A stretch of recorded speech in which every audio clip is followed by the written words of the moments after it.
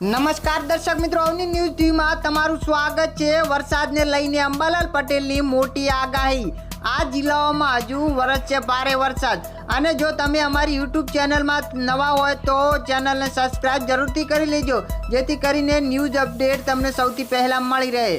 હવામાન નિષ્ણાત અંબાલાલ પટેલની વરસાદને લઈને મોટી આગાહી છે। અંબાલાલ પટેલના જણાવ્યા અનુસાર આજથી રાજ્યના વિવિધ ભાગોમાં હળવાથી ભારે વરસાદની શક્યતા છે।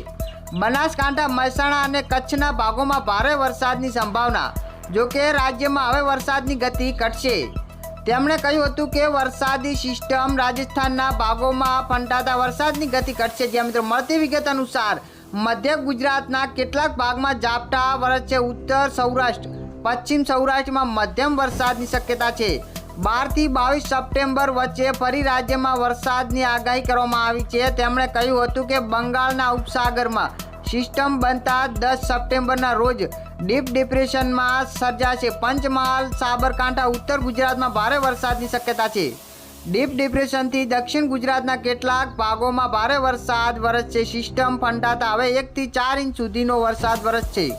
દક્ષિણ ગુજરાતના ભાગોમાં હળવાથી મધ્યમ ઝાપટાનું અનુમાન છે।